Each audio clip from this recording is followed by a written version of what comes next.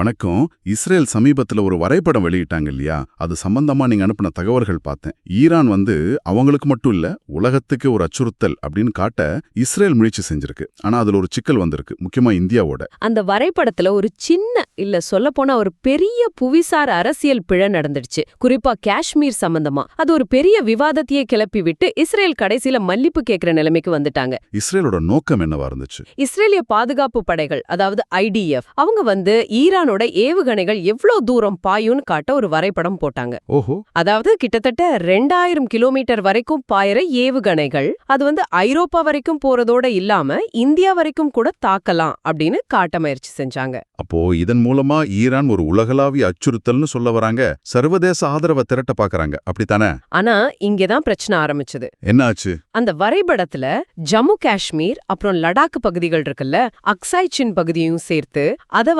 பாகிஸ்தானோட ஒரு பகுதியா காட்டிட்டாங்க. அதுதான் பிரச்சனை கிளப்பி இருக்கும். நிச்சயமா இது இந்தியால, குறிப்பா சோஷியல் மீடியால பயங்கர கொந்தளிப்பு உண்டாக்கிருச்சு. நீங்களே பாத்திருப்பீங்க இந்த மாதிரி விஷயங்கள் எவ்வளவு வேகமா பரவும்னு. நிறைய இந்தியர்கள் இது எங்களோட இறையாண்மையை கேள்வி கேட்கிற மாதிரி இருக்குன்னு கோவப்பட்டாங்க. அதுவும் இஸ்ரேல் மாதிரி ஒரு நெருங்கிய நட்பு நாடு இப்படி செஞ்சது ரொம்ப ஏமாற்றமா இருக்குன்னு நிறைய பேர் சொன்னத இஸ்ரேல பொதுவா ஆதரிக்கிறவங்க கூட இது சரியில்லைன்னு சொன்னாங்க. சிலர் இதனாலதான் இந்தியா பல விஷயங்கள்ல நடுநிலை வைக்க வேண்டியிருக்குன்னு கூட குறிப்பிட்டிருந்தாங்க. இந்த மாதிரி வலுவான எதிர்வினைகள் வந்த உடனே IDF சும்மா இல்ல, உடனடியா அவங்க செஞ்ச தப்ப ஒப்புக்கிட்டாங்க, மன்னிப்பும் கேட்டாங்க.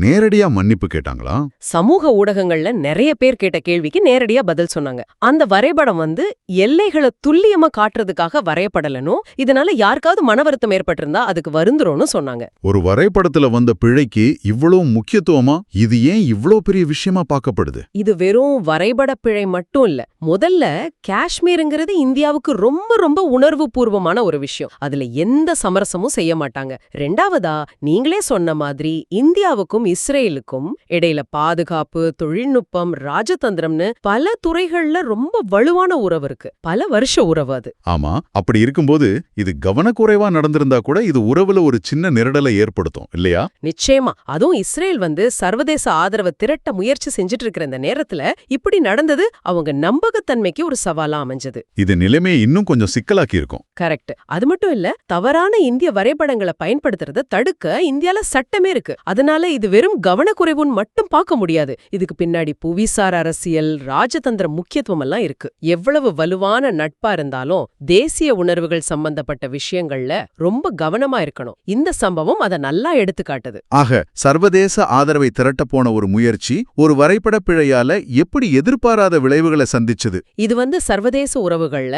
குறிப்பா பதட்டமான காலங்கள்ல இந்த வரைபடங்கள், எல்லைகள் மாதிரியான விஷயங்கள்ல எவ்வளவு நுணுக்கமா கவனமா இருக்கணும்னு நமக்கு யாதாவரி பண்ணுது. நட்பு நாடுகளோட உணர்வுகளை புரிஞ்சு செயல்பட வேண்டியது ரொம்ப அவசியம். சின்ன தவறு கூட பெரிய பிரச்சனையாகலாம். நிச்சயமா. இது ஒரு முக்கியமான கேள்வி எழுப்புது இல்லையா? நீங்க என்ன நினைக்கிறீங்க? இந்த மாதிரி நெருக்கடியான சமயங்கள்ல நட்பு நாடுகள் இது போன்ற உணர்வு பூர்வமான புவிசார் அரசியல் விஷயங்களை எப்படி இன்னும் கவனமா கையாளணும்? இது நம்ம எல்லாரும் யோசிக்க வேண்டிய ஒரு விஷயம். நன்றி.